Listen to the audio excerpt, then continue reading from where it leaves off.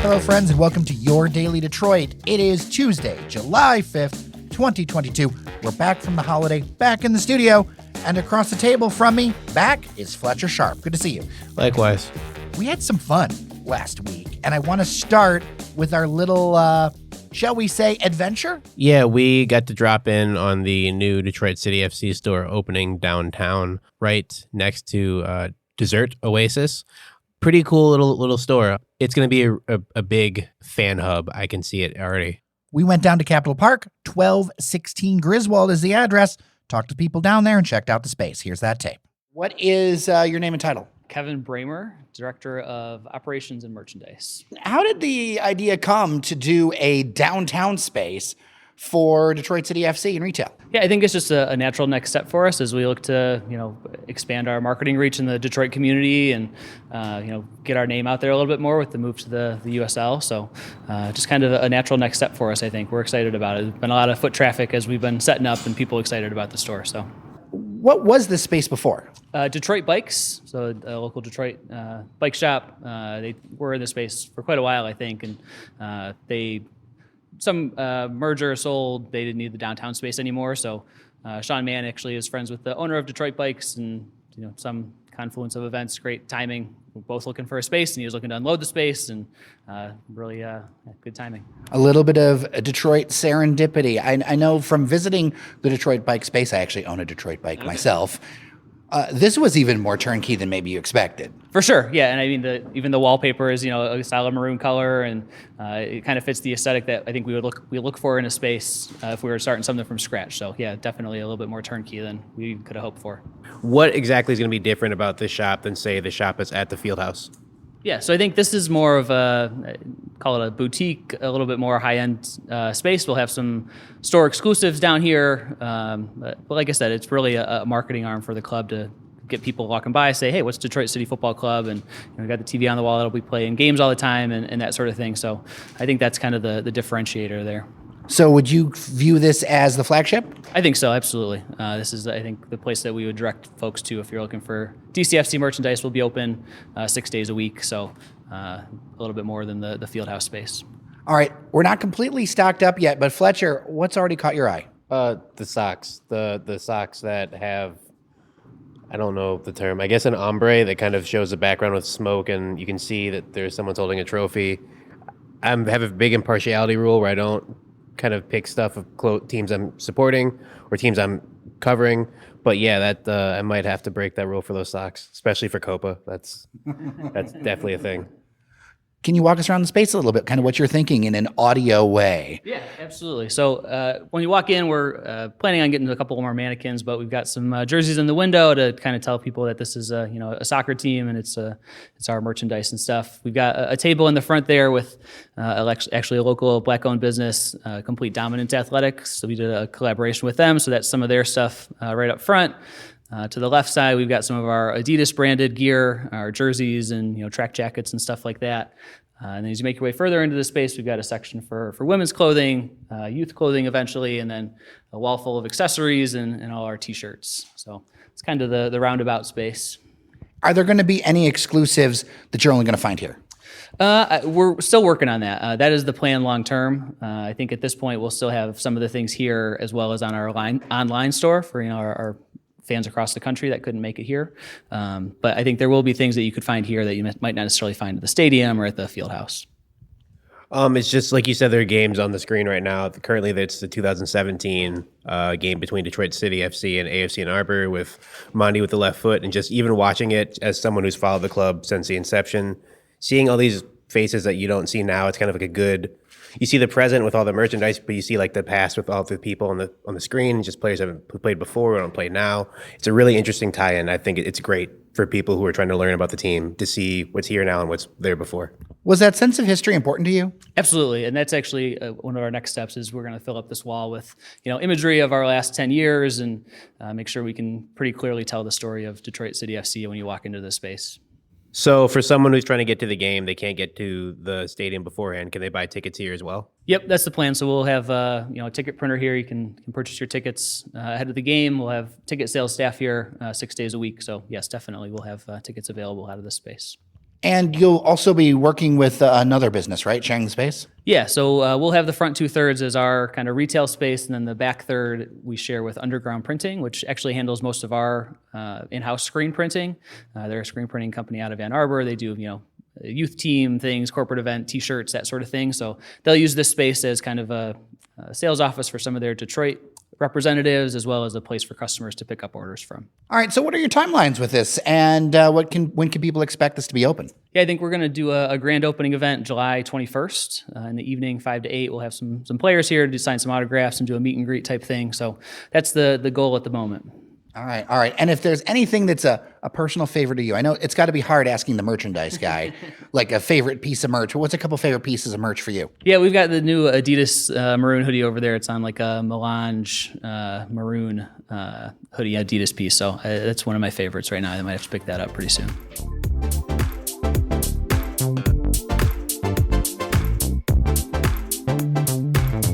It was a win. I'll take a win. Las Vegas Lights, 1-0. It was a different Lights team. I have a lot of thoughts about this one. I am really glad about the win. I'll take the 3 points. I will take the 4th place. I am excited about those things, but also this match gave me feels. It's concerning for me for a veteran team, albeit new to the league, but still a veteran team, to have it taken to them by a team that has an average age of 21, as Las Vegas does. A little bit more concerning that Las Vegas was missing their 2 best players, Cal Jennings and Danny Trejo, who were up for their MLS affiliate, Los Angeles FC. They both sat on the bench for most of the game. It's concerning that Detroit couldn't generate chances against a team missing their 2 best attackers.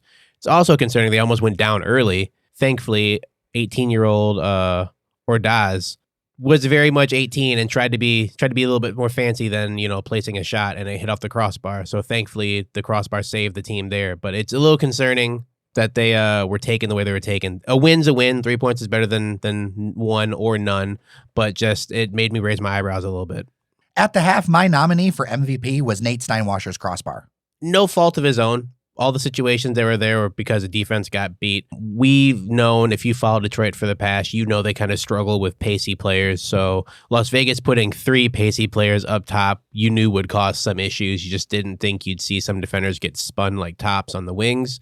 The way Las Vegas plays is they try to isolate people, as I've been saying. They try to isolate defenders to get in one-on-one situations. And if you're slow in one-on-one situations, either you foul, you make a nice tackle and everyone goes crazy, or the guy goes right by you. And unfortunately for Detroit, it was the last one. Thankfully, nothing came to fruition for them, which same can't be said for Las Vegas, as Connor Rutz finally got his first goal of the season late in the match. I was glad to see that. I mean, I want to see Connor on the scoreboard. I want to see more DCFC players on the scoreboard. Yeah, I want to pat him on the back, but this is going to transition into our preview for Hartford. But I watched the game against Hartford, and he had 2 that he should have put in the net. So this is, I guess, kind of vindication for him. Hopefully he can get him off the snide. Maybe he can get some this time for real against Hartford at home. All right, I'm going to ask you this, and this is just a feeling. I don't have any intel on this, Fletcher, but where is Maximum Maxi? Like, I feel like we have mid-level Maxi Rodriguez. I need Maximum Maxi, especially with this bench and who we've got out. Like, I can sense, I look at it. I don't know what it is, but it's just not this. Last couple games, it's just not been the same. The past 3 or 4 games, he has not looked great. Yeah, there's nothing on the injury report that would say that he was hurt or needs to come out or something. The one outlier, El Paso, where he posted an 8.1 rating, which is stellar. Against Las Vegas, against Memphis, and against Sacramento, he's posted 6.1, 6.5, and 6.2 ratings for FOTMob. The average rating for a player is about between 6 and 6.5. So him posting that means he's the same rating for someone who just came on and stood around and did nothing, which concerning considering that he is the talisman player in the middle of the field.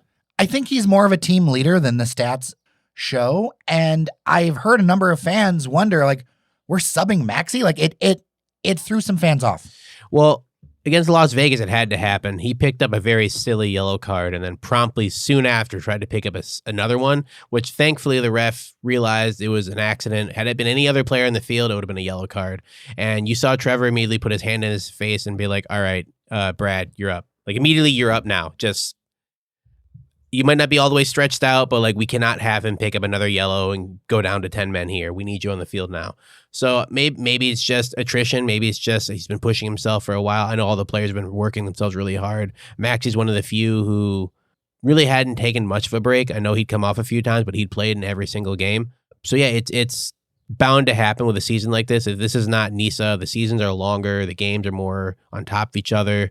So you're going to have some times where, you get tired, especially when you have a short roster like Detroit does. You're going to have moments where players, just kind of need a minute and need to come off.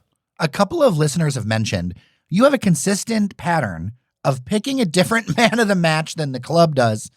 What's behind that? I mean, I'm not saying that Devin Amumensa, who you picked for this match, was a bad choice, but it is a question of, okay, the team consistently, and I know it's through voting, often we'll pick a goal scorer or something like that. You pick somebody more on the technical side. What is your thoughts behind that? You nailed it. The team picks people based off people voting, and people. This is not to sound disrespectful, and I hopefully don't get someone throwing a tomato at me when they see me. But a lot of people who tend to watch the sport don't watch it from a technical side. They watch it from what happened? 4 goals were scored. Wow. Not from why were these 4 goals scored? What happened here? Where was the breakdown here? So yes, Connor got his goal. Glad for him. Happy for him.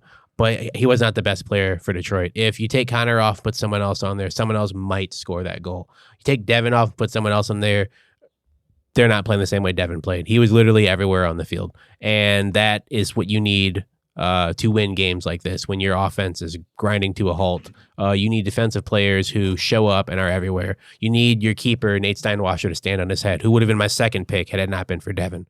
So yeah, I understand why people go for goal scorers. It's kind of like football where, the quarterback gets all the glory. He's thrown for 600 yards, but it's not the fact that his receivers all have 200 yards receiving. It's the fact that he's thrown the ball, whatever. Sure, maybe he did a nice little option pass for like 3 yards and his guy took it for 90 yards and it's a touchdown. It's like a 90-yard touchdown pass, ignoring the fact that the receiver ran most of the yards as opposed to like not having the ball.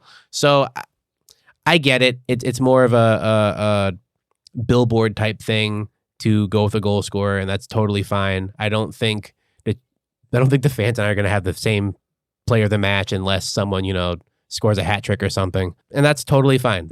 We're watching the game differently, and that's okay. But Devin Amumensa was my player of the match, mainly because, like I said, he was everywhere. There was one transition where he made a play defensively, got there, ended up taking a shot that went wide, and then as soon as the ball was kicked back into play, he was sprinting back, made a tackle at the midfield to get the ball back to some forwards and got back defensively. So in a span of like 2 minutes, he literally covered the entire length of the field and got back. That, to me, is the play of the game. I know the goals matter, and yes, the goals are important, and that technically is the point that made the match a win rather than a tie.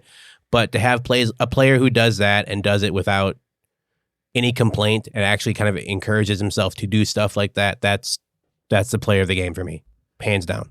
So before we get into our big story of the week as far as sports that isn't DCFC, let's talk about this upcoming Hartford Athletic match. I'm going to put a pin in it here and say that we're going to preview Indy 11 after Hartford. We'll do a bonus segment to talk about that. Let's talk about Hartford right here, what we have ahead of us. I mean, I hate to say it to Hartford fans, but it kind of feels like the hapless Hartford Athletic. Yeah, they've lost a coach. They are sputtering.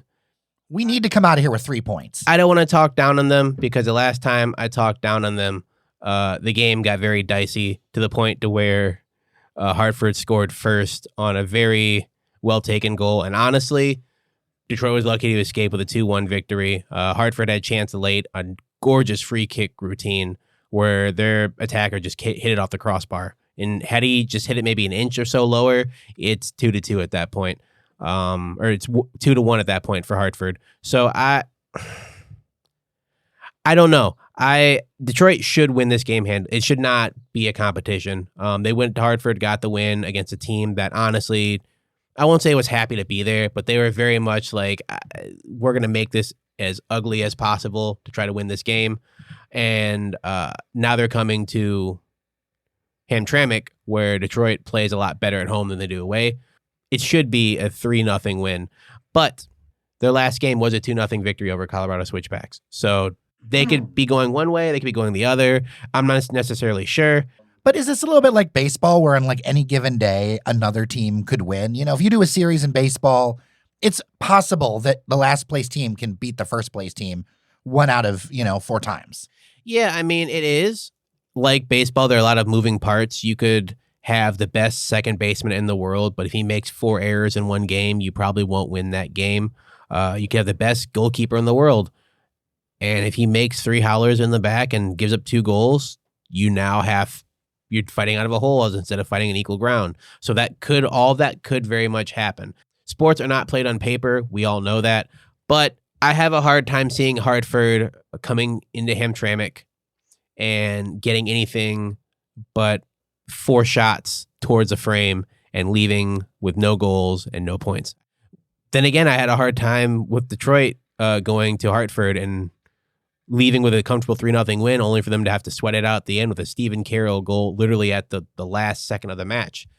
I'm gonna say 2-0. I'm gonna say 2-0. Detroit's offense is sputtering right now. They're not playing very well, but Hartford's defense will give you shots. Their keeper, Slayton, plays really well, but he is kind of wild. He showed that against Detroit very much, taking some risks he didn't need to take. I think Detroit capitalizes this time. As long as the defense does not try to play an offside trap against Hartford, which they did earlier, which got them burned. They man up, play man-to-man. They don't try to play a zone where they let someone roam behind him until it's time to step to him. Step up, pull your shorts up, play defense the right way, counterattack them. I think they'll be fine. So I think 2-0 is a proper scoreline for this Wednesday night game. Yeah, and that will be Wednesday night, 7:30 at Keyworth. There are still tickets available, and you can check it out on ESPN+. Fletcher, we will be on the sidelines as usual. Yeah, Wednesday is weird. Weird. Especially when it's not a U.S. Open Cup match. But then again, this is the USL Championship. Games will be whenever the games are supposed to be, instead of NISA, where it's like we'll make them all on the weekend because it's convenient. There are so many games left in the season. Like they gotta start pushing them together, so the season's gonna get a little truncated for some teams. And this is the grind time. This is where you see if teams are actually playoff teams or if they will be watching the game with us on ESPN Plus at home.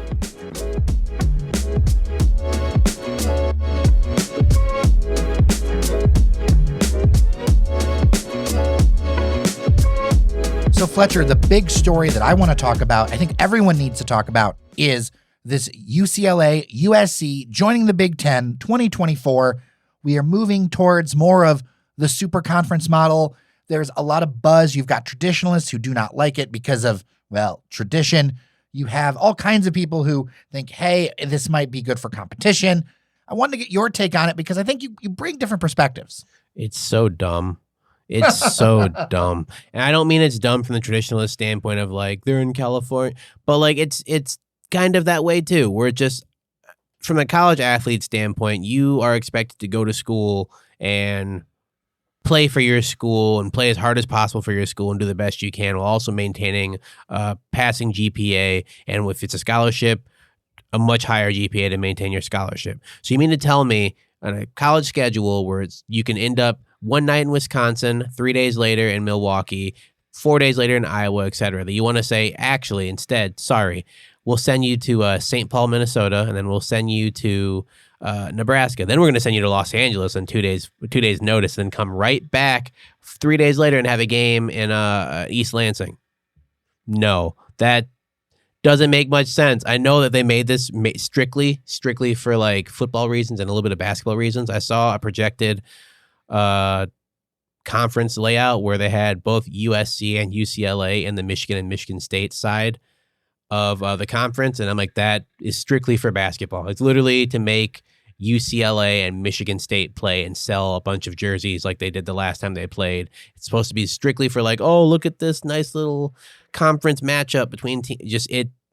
It's strictly for capitalism. And I understand why. Because it's going to sell. You're going to have historic matchups you didn't get to see in the past, but just other sports besides football and to a degree basketball are going to be left in the cold because what happens to them? Football can travel charter, it's fine. Basketball can travel charter, it's fine.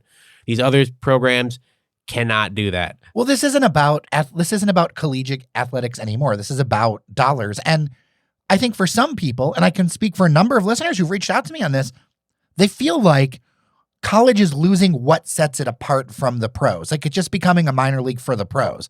See, I don't have a problem with it becoming a minor league for the pros if they compensate people. If it's like, hey, we're going to fly you to Los Angeles to play against USC for this tennis match, but we're going to pay for it you to get there, cool, that's fine. But if it's like you got to take regular transportation, maybe even like bus it, no, that's not okay. So you're really thinking down the chain. You're thinking basketball, football, they get treated well as it is. They'll be fine. It's your, I'm just pulling it out of nowhere, fencing. Yeah, fencing, track, swimming. Those programs are going to have some issues where it's like, well, okay, we have invitational. Okay, where is it? The Big Ten Invitational will be hosted at UCLA's campus. Okay, how are we all getting there? Like, how is Iowa, Northwestern, Wisconsin, Nebraska? How are we getting to this place now? When there's a big football game and all the money's going towards these programs and going towards here. I understand why, because football for most of these schools is a moneymaker. It makes money for them. But like you have many other programs besides football and basketball. Like every school has at least 20 programs. So to see some of them just get kind of say, well, screw you, we're going to do this for us. It's very concerning. Well, and there's rumors about switching the championship game out of Indianapolis. Yeah, I read rumors that they're trying to move it to the Rose Bowl. Indy's a great town to host it. I would hate to see Indy lose it because they're so good at hosting events. They just have a knack for it. In terms of aesthetics, I understand the Rose Bowl is a gorgeous facility. It's way better looking than Lucas Oil Stadium. But I'm not going to let you just come into my house and then say, cool, I know this is your favorite chair. It's my chair now, and I'm going to put my feet in it and get it dirty, and it sucks. You come over to my house, you sit, and by my rules, you want to sit in the couch? Cool. You leave my chair alone, leave my favorite bowl alone, at least for a few years or something. You figure it out, and then you can have it. So to take that metaphor and put it into this terms, you want to join the Big Ten? That's totally fine. You come to Lucas Oil Stadium like everybody else. You play here for a year or 2 or 3. And then after we've kind of let you hunker down and become part of the conference, kind of how Nebraska kind of settled in, kind of how Maryland kind of settled in. Cool. Now you want to host? You can host now. But you don't get to just come in there and say, oh, awesome. By the way, the championship is now at our place. Why would we make the entire conference come across the country for 2 teams? That's not fair.